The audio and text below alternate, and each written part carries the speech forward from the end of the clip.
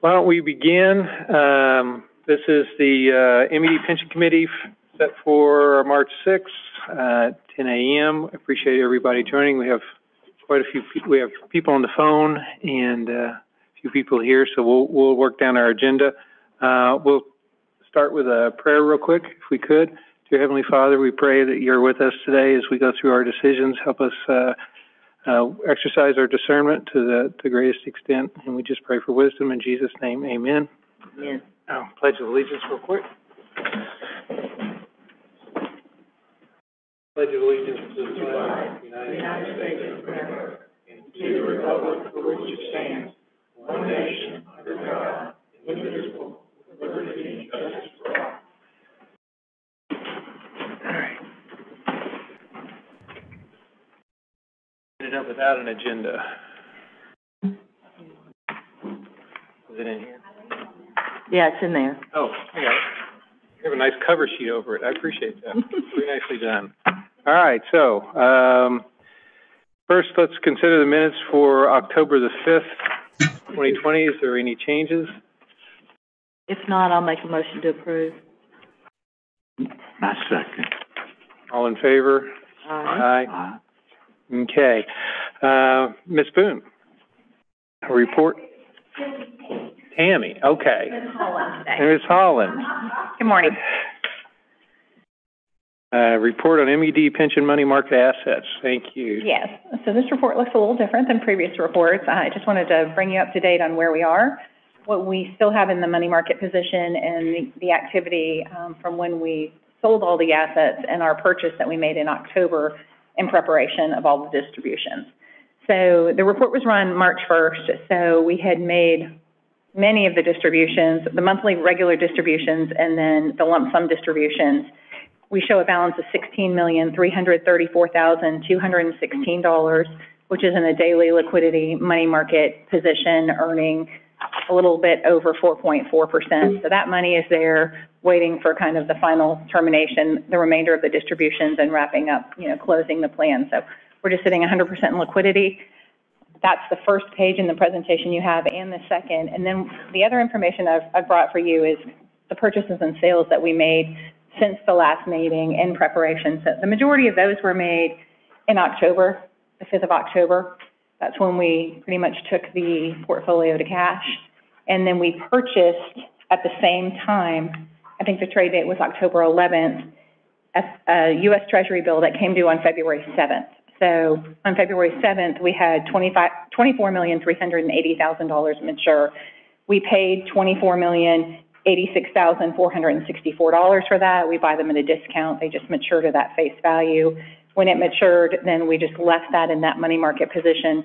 That resets every Friday as far as what the rate is, and that's been hovering, 3.9 to 4.4 over the last several weeks. Rates incrementally continue to creep up on the liquidity side of things. So we sold all the positions in a pretty timely fashion. We sold equities, fixed income, everything there. We did have a couple bonds since our last meeting that had a maturity in between the last meeting and then that February when that T-bill came due. So we just let those mature and sit in that money market position awaiting this final distribution. So all that executed very well as far as the timing of when we sold those transactions. We had no problems with the liquidity, the size of the positions. Bought the Treasury bills, awaited the other maturities, and it's ready for final distribution. So we're awaiting the remainder of the instruction. The market was a little crazy towards the end of the year, had a little pop at the beginning of the year, but we pretty much were in that Treasury bill and in that money market position. So, anybody have any questions since the last time we were here on kind of the execution of what we had talked about? Any questions? No. Thank you, Tammy. Thank you, Kim, for all your work on this. Appreciate that. Ms. Tucker. Yes, thank you. Excuse me if I lose my voice. Craig has my notes to pick up where I left off. As Tammy was saying, I just wanted to point out that the lump sum distributions went out last week. We had about 80% of the eligible participants elect the lump sum, so that was a really great turnout there. So that's reflected in that market value y'all have. We have, BCG, our pension risk consultants, on the phone to go over the due diligence report that's in your packet. They issued the bid for the annuity placement, or the annuity purchase in January, and that bid will close March 14th. They're going to go over the due diligence report, which covers a lot of, financial information regarding the 6 carriers that responded with an intent to bid in later in March. So I will turn this over to, is Karen on the line? She's on mute. Okay. There's the mute. There she goes. There we go. Hi. No, and we also picked up in our partner, Ed Policer, who's going through the due diligence. Mike, I didn't know if you wanted to make opening comments. Ted? Yeah, absolutely. Is it possible to hit mute? I think you're going to echo. Yeah. Unless you can hear me okay on your side. Yeah, we can hear you, Mike. We were having a hard time hearing Karen, but. Yeah, it seemed, it's I think it was, we have that sometimes, but everybody's mic is open. But anyways, if you can hear me, great. So as you said, there's the next process or the next step in the life of a pension plan is to perform the due diligence on the insurance carriers. You're going to be making an irrevocable commitment to one of these insurance carriers because the only way to fulfill your obligation is to do one or two things. One, present a lump sum offering to the participants, and those who take it, obviously you're going to get a rollout on a cash basis. Or two, you buy them an annuity from the insurance carrier. So anyone that you did not hear from or did hear from that says they want the annuity, plus the retirees, are going to go to this insurance carrier, and this insurance carrier is going to contractually be obligated to continue to pay these people, even people that are still 10, 15 years away from retirement. So it's a long commitment. They believe that there is enough publicly available information in March of 2023, enough publicly or historical information as well, to determine that there's no reason why we wouldn't consider any of these 6 insurance carriers that have decided to participate in the bidding. We did solicit the entire marketplace. That was 20 insurance carriers. And usually we're seeing about 3 or 4 insurance carriers that participate on any given transaction. So on our side, from our experience, we're very pleased to have 6 insurance carriers bidding. We did document why the other 14 declined. So we do track and document each reason. Majority of the time it's because some of these insurance carriers live in the over $100 million space, or even $1 billion. So before we even went to the market, we already knew that about 8 insurance carriers would decline just based on the size. So that's how many insurance carriers are going to be participating in. We also do due diligence on their service center.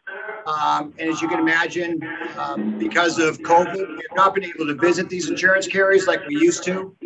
We used to go out and be able to do due diligence in person with senior management, as well as visit the service center to be able to tell our clients that, you know, we've been there, we've kicked the tires, we see how they measure success, we see how they retain top talent. And then the one thing that we'd have to review with them is what would you do if there's a pandemic or some type of disaster? And, you know, here we are. So we still are being able to do the due diligence via calls like this with Teams and Zoom calls. But one thing I want you to know, most importantly, is that during COVID and now the roughly 100+ terminations that we've done with other entities, we have not had one issue with any of these insurance carriers from a plan sponsor level right down to a participant level. Not one area that we can say that's been an issue. Everything has gone incredibly well. So that's on the service center. But in that material that we did send you has all the fast facts that you would want to know about the insurance carriers, from how quickly they pick up the phone, what their operating hours are, really every statistic that you could find. But more important for what you don't see in those numbers is that we've just had a incredible experience with all these insurance carriers. They spend a lot of money on technology and retention. They actually do an incredible job of keeping people at these positions and moving them around to keep them interested in growth and staying and not hitting a ceiling in any one particular area. But back to the financials.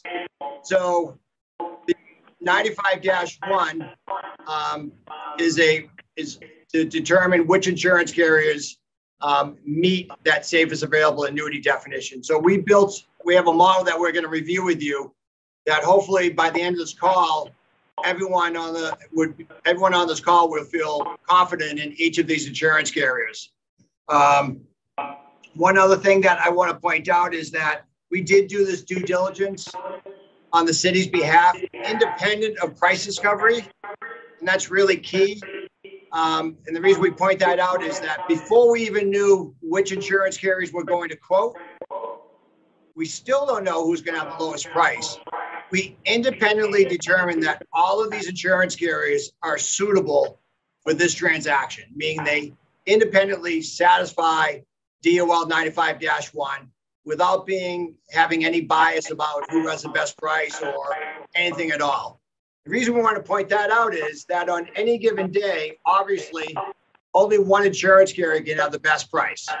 We've never seen anyone have the same exact price. So on that given day, we can't control how the insurance carrier is looking at the marketplace, why they're being aggressive or being conservative. But if one insurance carrier is looking at the market differently than everybody else, then we want to be in the position to take advantage of that pricing and lock it in. Because we independently determined already that all of these insurance carriers satisfy 95-1. And I'll use this as an example. The 6 insurance carriers that did quote, whoever's last today would not be surprising if they are number 1 by the time we get to pricing. The company is number 3. They jump around. So every single day they're looking at the market differently. Once again, we can't control it, but majority of the time, and over those 100 transactions that we've done during COVID to keep consistent, we've only had 2 times when someone actually didn't choose the lowest price. And that had nothing to do with 95-1. That had to do something internal to that organization or that entity. One reason is household name. One of our clients wanted to go with someone that they thought the retirees and participants would recognize because they advertise on every sporting event and billboards. They wanted that name recognition, but it had nothing to do with 95-1. That was just something internal to them. Second is some of these insurance carriers are also in the 403B, or for you probably 457, offer other type of plans. And we've had a situation where someone said, you know what, we just replaced them because we had a bad experience. And we think it would be an HR nightmare if we told everybody we'll work with those insurance carriers again. So there's reason you choose another insurance carrier outside of just 95-1. Our job is to clearly point out that all these insurance carriers are more than suitable, that are appropriate for this transaction, and that whoever is the lowest price, we should feel with the utmost confidence choosing that carrier. If we choose the second price, that is up to you, but we're trying to put you in a position to take advantage of that one particular insurance carrier. So we're going to spend the time reviewing the due diligence report that's been delivered to you. We will be sharing the screen. I'm not sure for the people that are at a group setting if you guys have a good visualization, but we are going to share the screen to show you. There's really about 5 or 6 pages we're going to focus on. So that document was quite large, but the rest of the document is really supporting those 5 or 6 pages. That's all the financials and analytics that go into these pages to help us explain to clients why we believe that these insurance carriers meet the requirements. So we're going to share the screen, review that. Then we're going to review pricing that we've received. Once again, please don't spend too much time focusing on who's number 1 and number 2, because they could all jumble up. The high probability that there'll be a different carrier as the best price and by the time we get to the final. So we should look at all these equally. And then we'll talk about next steps to make sure that everybody's on the same page as how the next couple of weeks are going to play out. So quick summary: perform the due diligence on the insurance carriers, review price discovery, and then review next steps. So that's at a minimum, we want to make sure that we cover, but I'm going to pause to see if there's anything else that you want to make sure that's covered or any comments at all before we get started. And I introduce Ted Cormier, who's the analyst that's going to be doing the due diligence review. Questions? Great. Ted, the floor is yours. Good morning, everybody. Hopefully you can hear me well, and I'm going to attempt to share my screen. In front of you, you should have the results of our analytical quantitative methodology for scoring the underlying financial performance of these 6 insurance companies. And our scoring, like grade school, goes from 0 to 100, and no company will ever receive 100 because that would be a riskless insurance company. But the highest scores we've seen historically over time are in the low 80s.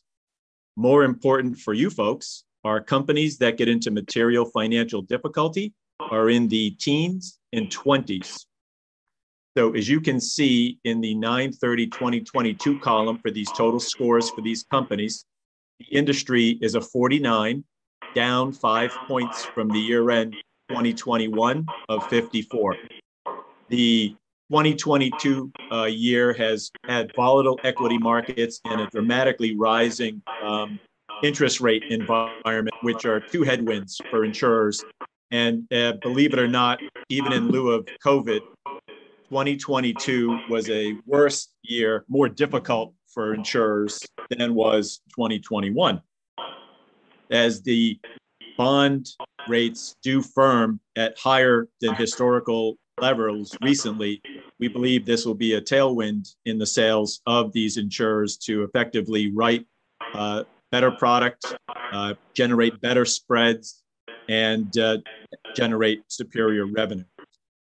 If we back off and look at the scores for each of the companies, I'll say American National had a great 2021, and in 2022, they were acquired by Brookfield, and they engaged in a reassessment of their business going forward. They're a new participant in this termination annuity market, and their goal is to frame up capital such that they'll have an ability to compete for a lot of this business going forward. And to that end, they've undertaken a rather dramatic $9 billion reinsurance transaction. And as a result, capital is a little lower after they paid their commissions, and their score is down year to date. American United Life is a score of 42, kind of in line with the industry. Not a bad company, a little bit of a laggard.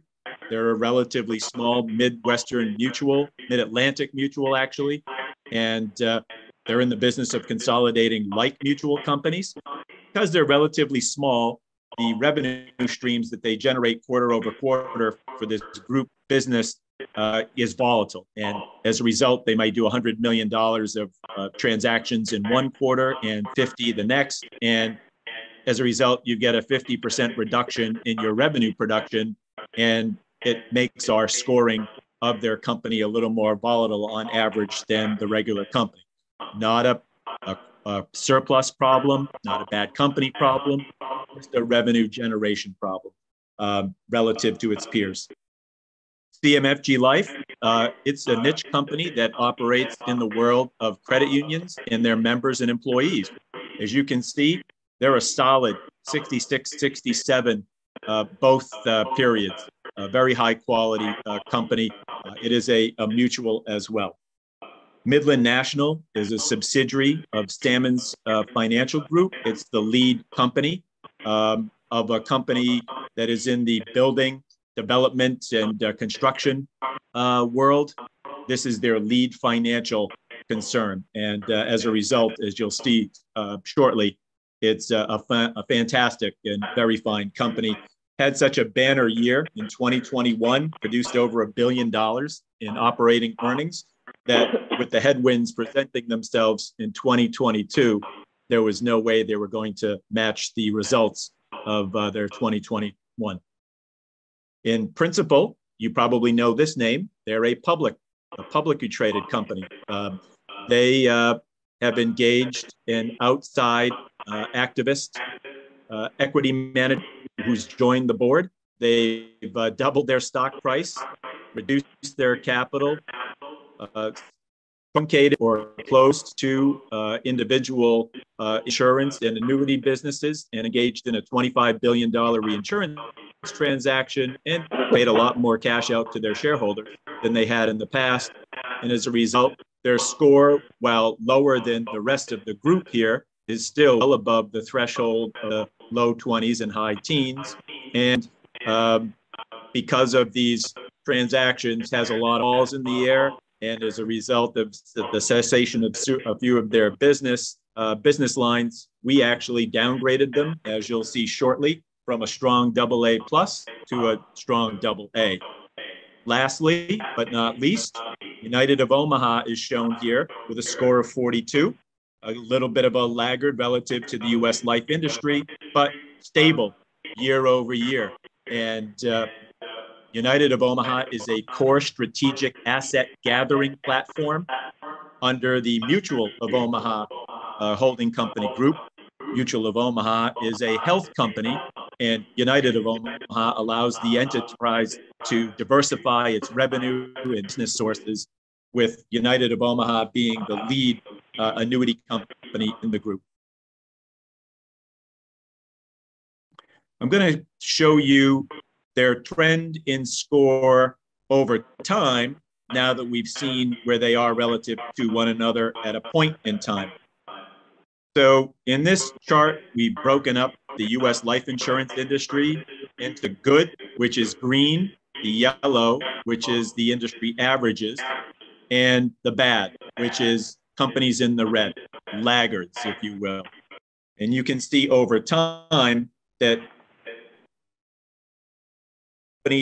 CMFG Life has been an outperformer in the green throughout this 10-year period. American National, an outperformer, and American United Life, a recent laggard starting in 2016 when it began putting on more of this termination annuity business, quarter in, quarter out. Looking at the rest of the companies over the same time period, you'll note that Midland National is an outperformer. You'll note that Principal had been an outperformer, one of the strongest companies in the industry, until recent strategic change in direction to become more of a 900-pound gorilla in the pension environment and circle more of this termination annuity business coming down the pike. And as a result, its score has trailed off, but still well above the thresholds, as I had said earlier, that caused some financial pain. And note United of Omaha bubbling along the bottom as a strategic subsidiary of Mutual of Omaha. It's kind of the devil you know. The holding company forces them to earn their own keep, if you will, and doesn't necessarily pump extra capital into the company if it doesn't need it. And as you can see, they're well away from the teens and 20s, but it is a company that we understand what they do, and we kind of expect and know where they're going to be quarter in, quarter out, bubbling along the bottom of the average financial underperformance of the U.S. life industry. Once we've taken a look at the scores in a point in time and the trend, we back off and subjectively look at a number of factors and present them as a qualitative credit score for each company. Our credit scores go from AAA to A-. Any company that we would rate below A- would be non-investment grade. And fortunately, there are very few, if any, non-investment grade life insurance companies in the business today.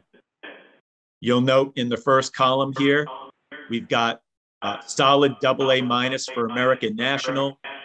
American United Life is an A+ industry average. CMFG Life, AA minus, along with Midland National. Strong Principal, AA, the leader of the group in terms of credit quality, and another industry average A+ for United of Omaha. So at this point in time, all of these companies are as good, if not better, than the U.S. life industry from a credit quality perspective. I'll point out the downgrade of Principal Life here that I mentioned earlier, and you'll note a number of NCs from left to right, meaning that there's very little change in the credit quality of these companies over this 5-year period. We also have the credit ratings of Moody's, Standard & Poor's, and AM Best. And if you go up and down those columns, you'll find that the companies are as good, if not better, than the U.S. life industry, with very little change along the way as well. I will point out that a few companies have no rating from Moody's. Moody's tends to be the more severe credit rating agency, if you will, versus the more lenient Standard & Poor's. And as a result, they don't rate as many insurers. And in fact, an insurer is not required to get a credit rating from an insurance company at all. But if they have one, that generally will serve their purpose. So these companies have felt no need or desire to pay Moody's extra money to potentially get a rating that might be less than what they've already gotten from Standard & Poor's or AM Best. It's not a slight. They're just keeping their money close to their vest.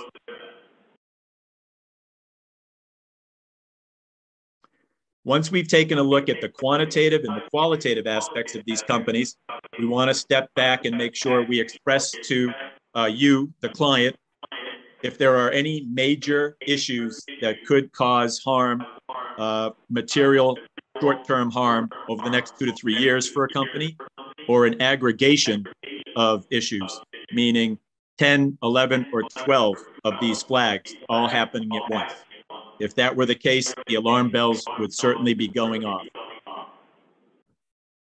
As you see to the right, there is no company that has an aggregation of 10, 11, or 12 flags.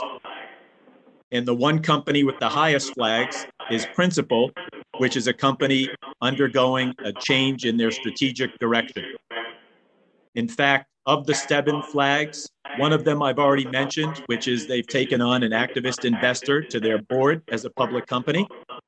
And 2 of the other flags here, one is that it's got a low score. Someone might interpret that to mean a necessarily low credit rating, but because you can't get to right angles quantitatively with numbers and credit quality, we find that there's good uplift, high quality capital, ton of assets, and very sticky liabilities, such that we actually give Principal a better rating than you might think qualitatively versus their quantitative score. So these 2 flags are anomalous. Breaking down the company, it really only has about 4 flags. We're simply pointing out certain things to you that are important to understand versus actual problem or warnings. You'll note in the same column, we find that American United Life is a better quality company than it might look at from an underlying financial perspective. The same with Midland National, and the same with United of Omaha. So of the flags that these companies have, one of them is actually anomalous. It's a good thing because there's uplift from a credit quality perspective. Lastly, we'll look at the 2 pages that a fiduciary should consider as part of a thorough and impartial investigation under 95-1. And what we've done is we've broken out the factors 1 through 6 that a fiduciary should consider, that they offer as guidelines for this kind of an investigation. And we've broken them out quantitatively so that you can see the metrics compared to the industry for each of these sections under factor 1, quality and diversification of investments. So we've given you the riskier assets that insurers will invest in and broken them out here to the left relative to the U.S. life industry.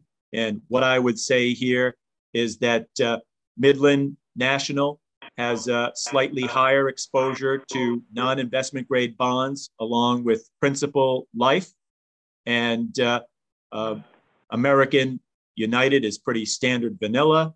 American National has a higher schedule BA, which is joint ventures, limited partnerships, and hedge funds, largely comprised of their subsidiary in Bermuda, a new reinsurer that they've just built as part of their recent acquisition by Brookfield.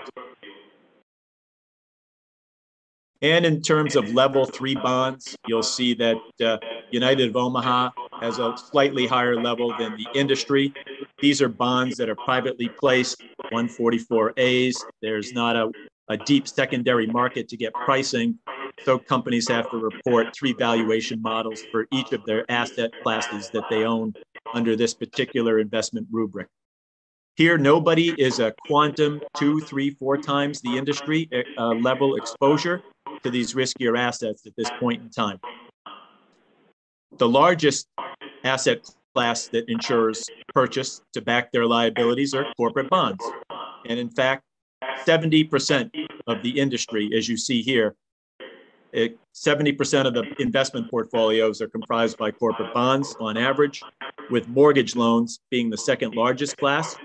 Nobody is out of whack in any of these asset-related comparisons to the industry or their peers. I will point out in the far right here that the industry has moved from about a 50-50 basis of private to public bonds. It's now more 60-40, so that privately placed bonds are actually in this low rate environment generating better coupons, and the companies are willing to give up a little liquidity to have better coupons and better results from these long-term commitments under privately placed bonds. The last page that we'll look at has blank spaces here because the Department of Labor wants to make sure you consider concentration risk as part of your investigation. If you're $1 billion, $2 billion, or multi-billion dollar transaction, it's probably something that you want to pay attention to, but we don't know the size of your transaction. As Mike said, we do this work in isolation of your particular transaction. You can pencil in the amount that your expected annuity would be, and you can run a ratio to the invested assets of these companies and their capital and surplus positions. These are in millions. So I will just point out that Principal, the largest company here, has $86.5 billion of invested assets with a capital pool of $5.5 billion. Followed by Midland National at $67 billion in invested assets and almost $6 billion in capital cushion. I would hesitate to say that you guys would be a concentration in the portfolio of even the smallest company here, which is American United at $1.4 billion in capital. Looking at the lines of business, obviously, we'd like these companies to be in the annuity line. And as you can see, the industry is fully 72% annuities these days. This is the silo that your product will fall into as a group annuity. I will point out here that most companies have some diversification in the life in the annuity business, 35% life and 82 or 62 for American National. American United is really a specialist in the annuity world with 86% of their business in annuities. CMFG Life is very broad-based with a good block of individual life, some group life, 50% of their business is in the annuity world. They also have some individual health businesses and a nice credit business, which serves their purpose in their niche for treating and managing and servicing the members and employees of credit unions throughout our country. Midland National, very much like American United, American National is 35% life, 65% annuity. Principal Life, again, a 900-pound gorilla in the annuity world. They're specialists in retirements, pensions, and 401k plans. So they have 86% of their business in the annuity world. And United of Omaha is diversified in a different way. They have a large block of health businesses, both group and individual, resulting from the relationship to their parent, which is a health company, Mutual of Omaha.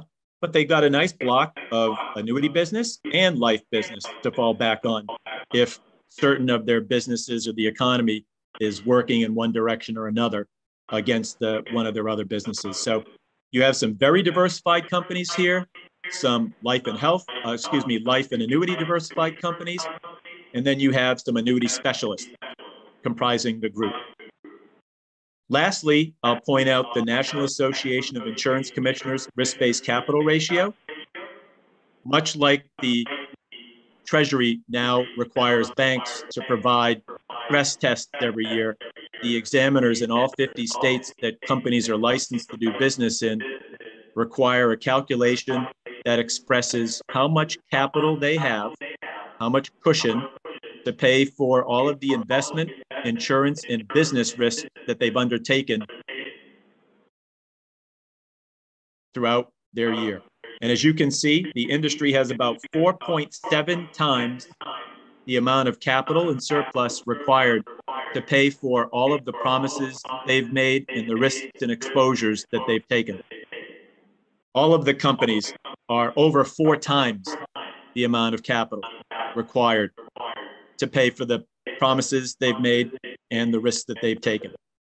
So I could say that these companies are generally overcapitalized, slow growth, and biding their time waiting for better interest rate environments to write some business. And they're quite frankly growing capital by limiting expenses as they wait for those good times to come. I will point out the last column is blank again here. We don't know what the type of general annuity structure that you're going to be using. Is it a separate account or a general account? We leave that to the BCG guys and the folks that are going to be looking at those particular contracts. We do not look at those.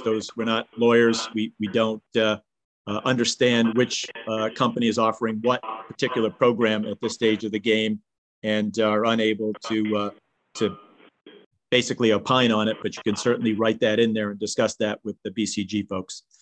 So in the end, we've seen that while there are a few laggards from an underlying financial scoring point of view, all the companies are either in line or better than the industry.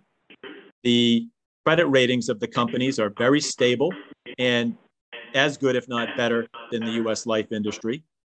There are no major warning flags for each company or an aggregation of warning flags that is going to trip any one of these companies up over the short to intermediate term at this stage. And when we look at the Department of Labor's Interpretive Bulletin 95-1, and we conduct the thorough and impartial investigation, which we've now just done, there's nothing here in this checklist that would suggest you would omit any one of these carriers from your consideration on your final bid day. So from our perspective, you have a green light to look at all of these companies on final bid day and, as Mike said, hopefully choose the lowest or near lowest price.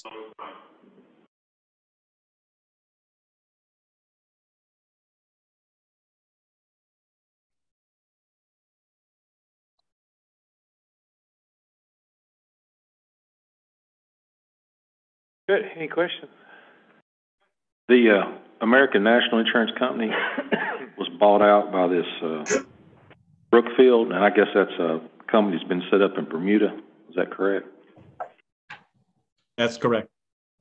Is that an area of concern, being somebody offshore setting up to apparently get out of federal taxes and all? Is that what that's for? Well, they're not alone. Lots of companies do that, right? So if done correctly, it should appropriately enhance their opportunity to generate superior returns here in the United States on the business that they write. That is obviously taken into consideration in their credit ratings. I would say from a seasoning point of view, it remains to be seen how the company will shape up under the new holding company group. But this transaction was just conducted in middle of 2022. We haven't really seen a good run of numbers yet So while I think it's a wise question on your part to remain perhaps cautious, from what we have seen in the early returns of the numbers, it would suggest that the company remains a very strong and viable company at this stage of the game. And I guess these annuities are secondary insured in case something happens to the primary insurance company. I guess that's correct. There is a raft of guarantee state funds that's organized by a central operation in the United States called the National Association of Guarantee Funds. And they will assess any insurer who writes business in their state, a premium tax, if you will, to fund the thresholds of about, $500,000 at the high end of an annuity and $250,000 of life insurance if a company happens to go into default, which is actually a bankruptcy. There are several different levels of impairment that an insurer would get into before it actually is defined as bankrupt. And that is the only time where those guarantee funds would have assessments come to meet the demands, the claims, if you will, and the benefits of insurers and annuitants. Okay. Yeah, that's a state. So they would write it in this state, so the state fund would be liable if something happened. Do they normally? If this happens, do they normally pay 100%? Or would that be at a reduced amount? We'll try. It depends on the impairment, but generally, life insurance benefits are always paid at 100%.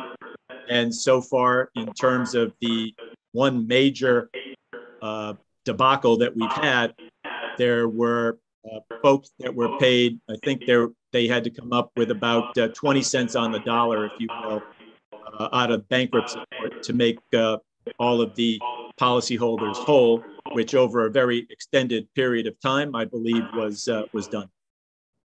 Okay, thank you.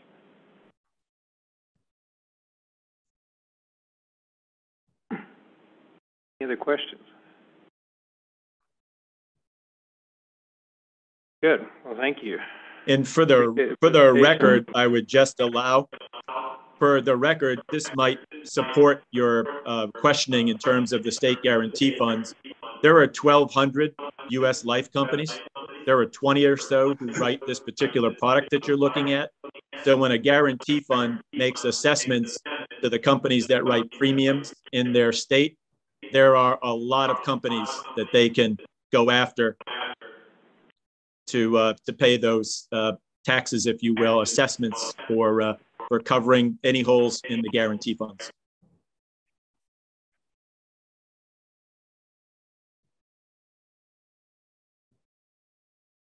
Good. Any other questions? Well, thank you very much.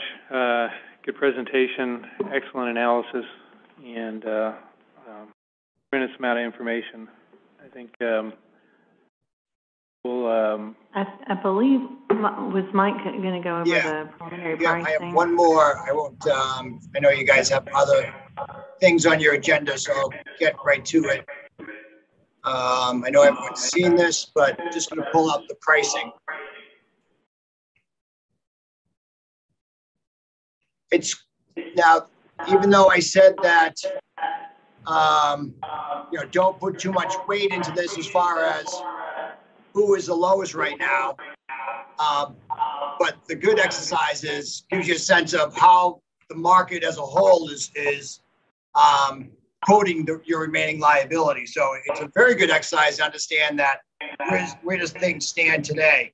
And remember, this was quoted Friday because we need time to review the proposals to make sure they got all your provisions right, and that everybody is looking at the apple the same way, so to speak. So 6 insurance carriers, and what's going to happen is we're going to share the lowest price that you see on this bidding sheet, and the insurance carriers know that that's where they got to get at a minimum in order to be awarded this business. Now, one thing we can't control is where rates going to be by that time. So if rates are the same, on and about, roughly the same, then you would expect the pricing to be lower than this. If rates go against you, then of course that will be reflected in pricing. But we do share the lowest price, and the way the day of the final will go down is the market will open and the insurance carriers will start bidding at about 11 a.m. Eastern Standard Time. And then what we do is, and by the way, too, the insurance carriers have no idea if they're competing against 2 other insurance carriers, 5, 8. We keep them in the dark, which is in your best interest. Really, what we end up doing is have a reverse auction and have the insurance carriers constantly trying to beat the lowest number because they are well aware that 99.9% of the time, the lowest price is the only one that's going to win. That reverse auction is held until about 1 o'clock Eastern Standard Time. We have a call already scheduled with you for 1:30. This is all Eastern Standard Time that I'm quoting. At that point, we'll have drop, bottom, lowest price from each of the insurance carriers. A decision has to be made before the market closes. When the market closes, all quotes uniformly expire. So that just gives you a sense of how market and interest rate sensitive it is. So a decision has to be made before the market closes. And in fact, we would need time before the market closes. So we prefer if you make a decision within about an hour after our call or even during our call, because what the insurance carriers are doing is if they get awarded the price, they're really just going to take a verbal from Karen, and then they're going to go out into the marketplace and they're going to buy a hedge so that if interest rates go one way or the other between now and when they get the cash from you, because the cash will be delivered at a future date, that they're insulated. So I just want to remind everybody, this is very, market sensitive, and that decision needs to be made on the day of the final. If this was a final today, or excuse me, on Friday when we got pricing, we are seeing pricing still moving anywhere from 2 to 2.5, even 3%. We've actually even seen companies even more aggressive than that, but the day of the final is the only day that obviously we'll be able to find out exactly how aggressive the insurance carriers are being. This is actually a really good time for you guys to be entering the marketplace. Q1 is considered, not considered, historically has been the slowest as far as activity. It's not as slow as it used to be because interest rates being up, a lot of people are trying to terminate.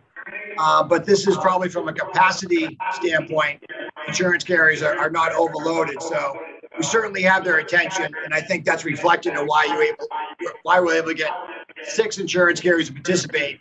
I think if you did this in the fall or winter, you probably would drop that to maybe 3, 4 insurance carriers. So I think you guys got some nice wind at your back, and we are expecting a good outcome.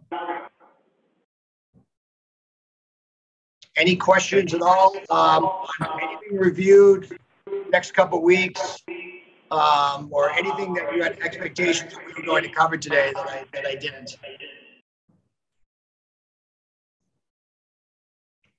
No questions?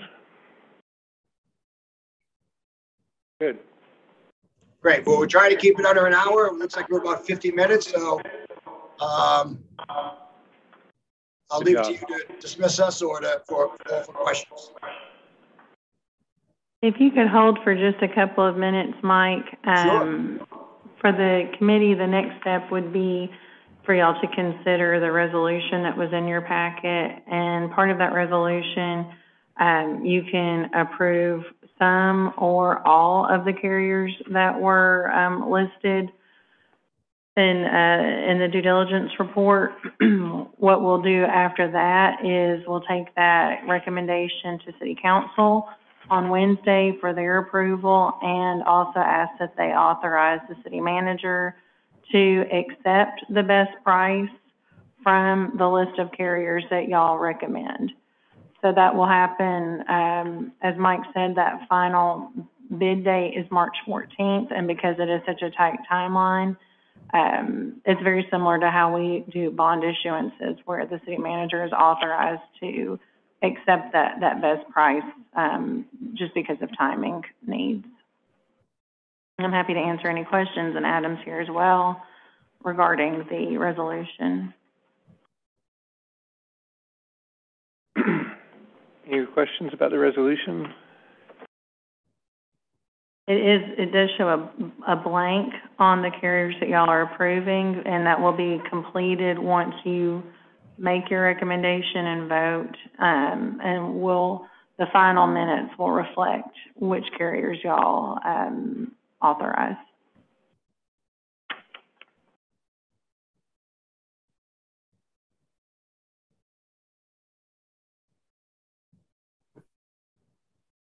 Make a motion, we approve based on staff recommendation.